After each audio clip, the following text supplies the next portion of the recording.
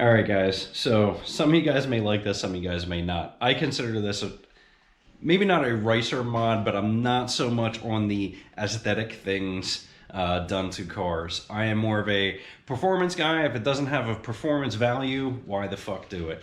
But what do you do when you have a fully built GT500? You run out of shit to do. Yeah, I need a fuel system.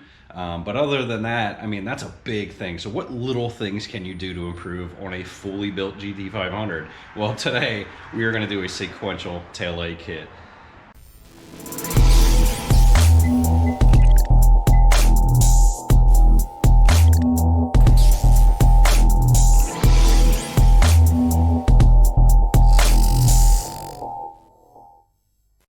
For some reason, I feel like I need it.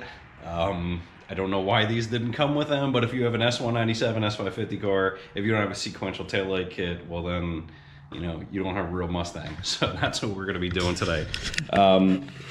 For Christmas, I got a, as you guys can see, sequential taillight kit. Came from Yates Performance off of Amazon. However, it's the same sequential kit that late model restoration and all those guys use. You can see it has the basic kit here with the harness. Everything is labeled 1, 2, 3, which lights. You're gonna have that's the plug that goes into the main harness. There is a plug here that gets an RJ11 connection here to sync the harnesses together. From what I understand, that is so when you hit the brakes, they don't continuously flash. It'll just flash at one time and then stay solid. So we're gonna go ahead and get this installed. Again, guys, this may not be too exciting for you. You probably know how to take out your taillights, but we're gonna run through the process of taking out the S197 taillights, how to hook these up, just because I like to give you guys some kind of technical content every once in a while. So stay tuned. All right, so the only thing that really makes this a little bit more difficult of an install is because I got a GT500 that's optioned with a Shaker 1000. If you don't have a Shaker 1000, this back panel just comes all right out and your taillights are right there. Problem is with the Shaker 1000, you want these really cool 10-inch subwoofers, which you have a big box there for subwoofers. You have to unbolt that. There's 4 13mm bolts. Get that box out. Unplug it from the amps, get the box out of the way. Then you have a rack that has 4 amplifiers in there, which are, I believe, also 13mm bolts. You got to take that amp rack out of there so you can get to that top bolt for the taillight. You can get to that bolt without taking all that shit out, but what I found last time is if you're kind of clumsy with your fingers, you're going to drop the nut, and that's going to be behind all that shit anyway, and you're going to have to take it out to get the nut. So we're going to show you the process of taking out the shaker unit and getting these taillights out the right way. First thing you want to do is you're going to pop out these clips here. You're going to have, I believe, 4 of them. One there, one here, one here. And there's going to be 2 of these spinny clip things to get this back panel off. These guys, you can see I can pull these out with my finger now, but if you can't, I use a 90-degree pick or a really tiny screwdriver just to pry that up a little bit. These guys really have no pressure on them. I don't even know why they're there, but there really is no pressure. They pop out very easily. I just had these out 2 weeks ago to replace one of my taillights, and then I said, maybe I should get some sequentials. So we're gonna get this guy out, and then I'll show you guys the process for getting the shaker system out. All right, so that panel took me about a whole 15 seconds to take off. Once you get that off, you see your main harness back here that goes to the taillights, and you're gonna be unplugging here and over here, I believe, and then that's where the new harness is gonna be going into. You can see you got your 11mm up top here for the taillights, and then back behind there, you can see your other 11mm up there, and then one more down here. Again, you can get to this one if you try very hard, but the problem is trying to, actually I may try and do this without taking out the shaker system, but it is a little tough to get back there and not drop the nut. We're gonna go ahead and try this though. We already got the 3 nuts out on the driver's side. I like to put some kind of rag or towel here just in case you're trying to pop these out and the seal is tight and they go flying a little bit. That doesn't happen on these. These are not as snug as what the SN95 ones were, so they pretty much just pop out.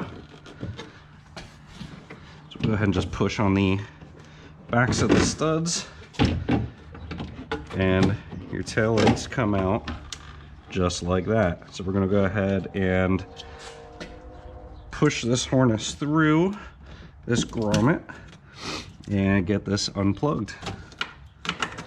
So you just unplug it on the back side from that side of the harness, and your taillights come out. Put these in a safe place. You don't want to kick these over and fuck up your nice clean lenses.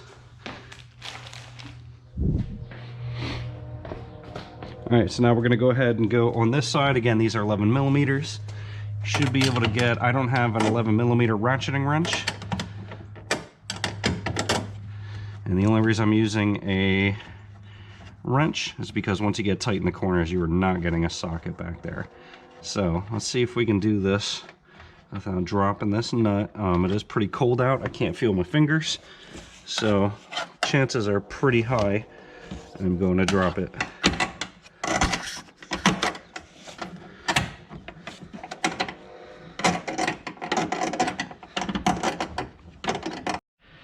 All right, so I was able to carefully get out the taillight. You're gonna see what the inside of your bumper and everything looks like from all the dirt and shit getting underneath the taillights. Now is a good time to go ahead and get that all cleaned up a little bit if you're anal like me, and get that all looking nice. You're gonna see you probably have to scrub a little bit of your bumper because it'll be off colored. But you're gonna get to the harness area. The harnesses are gonna be the same for both sides. So go ahead and you'll see those numbered. So you're gonna have, you know, 1, 2, 3, 1, 2, 3, starting from the inside, and then you're gonna have the backup light bulb that goes down in the corner, and then you're gonna have the connector that gets the RJ11 that I was telling you about there. So we're gonna go ahead and get these sockets out. Just do a simple twist, and they pop out.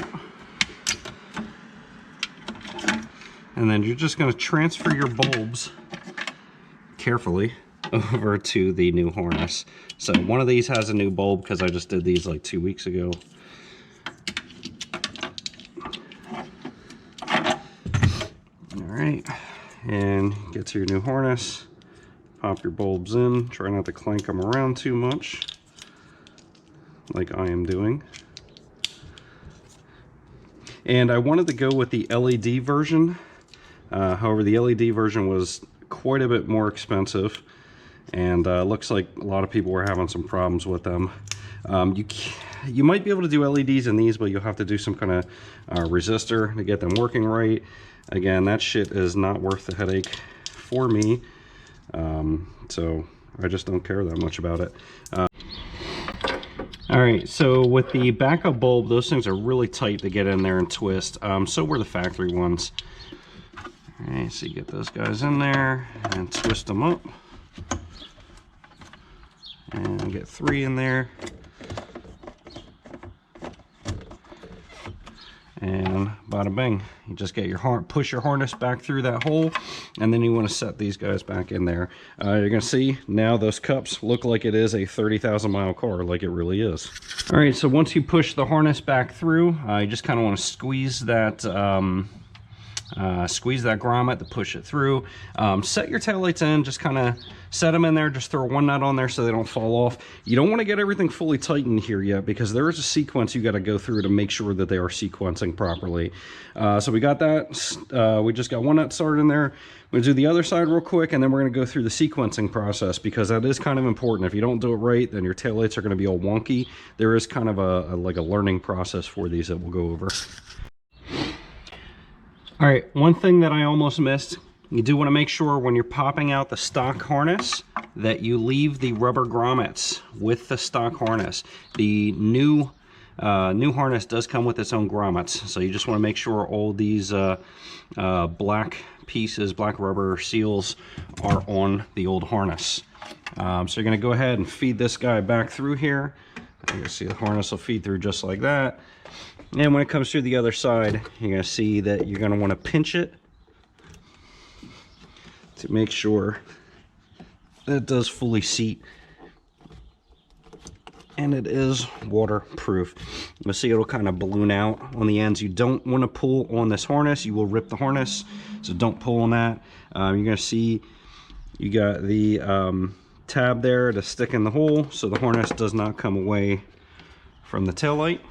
And again, you go ahead and start your taillight through.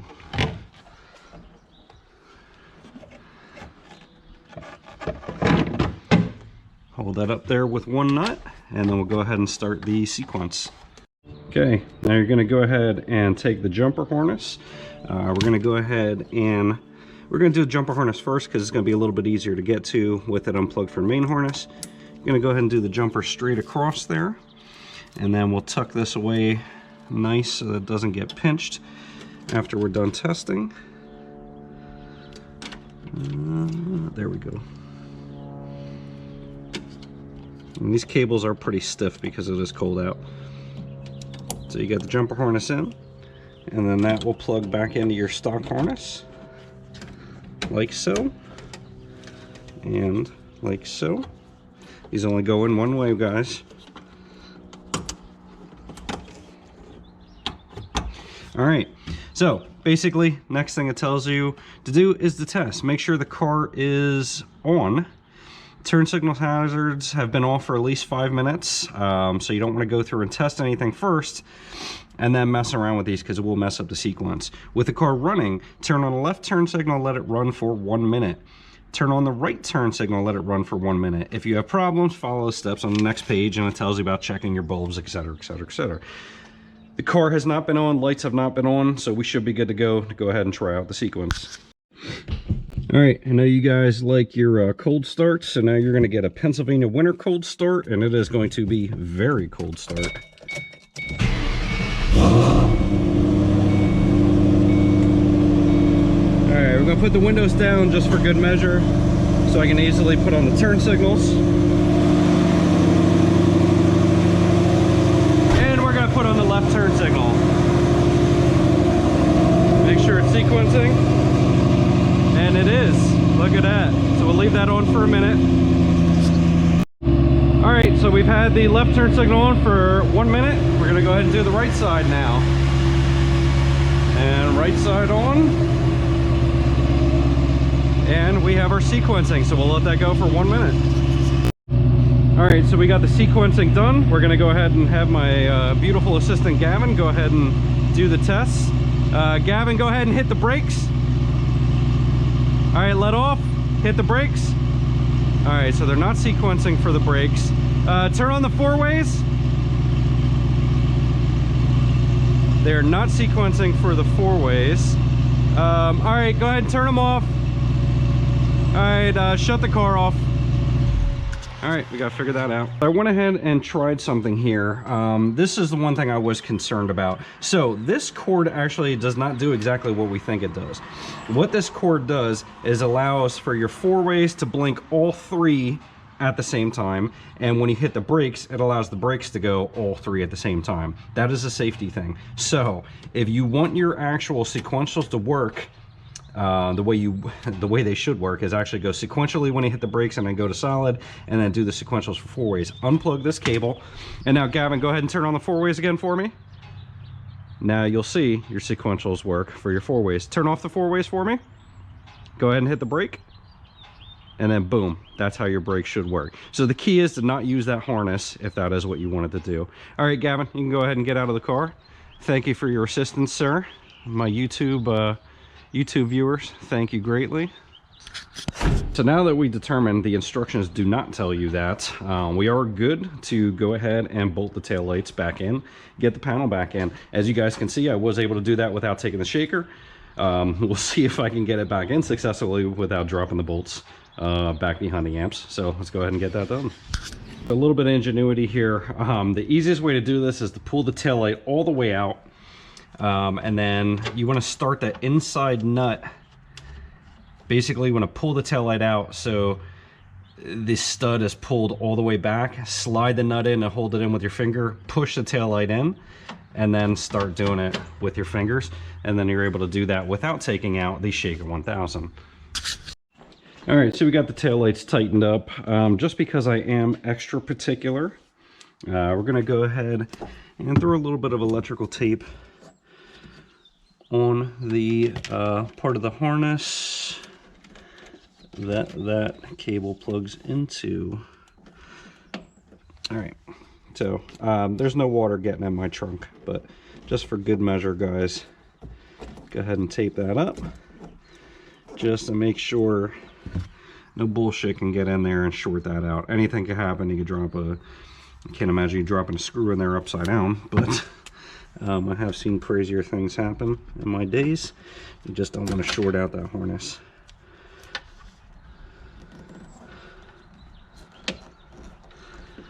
Alright, so we can go ahead and toss the phone cable. You guys can use it for a good old analog telephone. Other than that, we're ready to go ahead and put the panel back in. And just going to go back in reverse order. You may have to lift up on your trunk board here to slide this guy in. And then you'll see that snaps back in place. And you just throw the clips back in.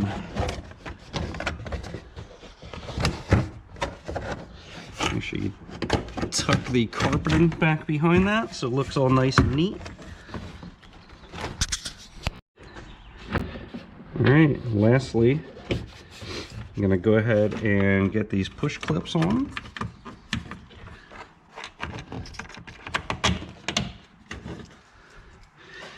Should just push right in there, and they'll tighten a little bit, but just by pushing those on, those will make contact and create the pressure needed.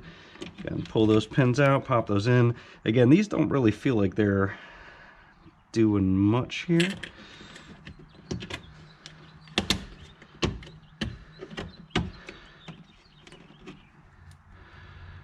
Pull them out and recompress them and see if they'll put a little bit more pressure. Nah, same bullshit. Alright, so this wasn't a very good design by Ford. These clips never really worked all that great. And tuck your carpet back in on nicely, and you are done. Alright, so as easy as that, you see how you can install a sequential taillight harness in your 2005 to 2009 Mustang. Granted, it probably wasn't as cool or professional as the late model restoration video was, or the CJ Pony Parts or the American Muscle video. However, hopefully it was of some use to you guys. Seeing a regular old guy doing this in his garage is a really simple mod. Again, some of you may find this a little racy like me, but YOLO, you know, I think it is kind of a thing to have on a Mustang that does have the tri-bar taillights, so it is a nice finishing touch for that.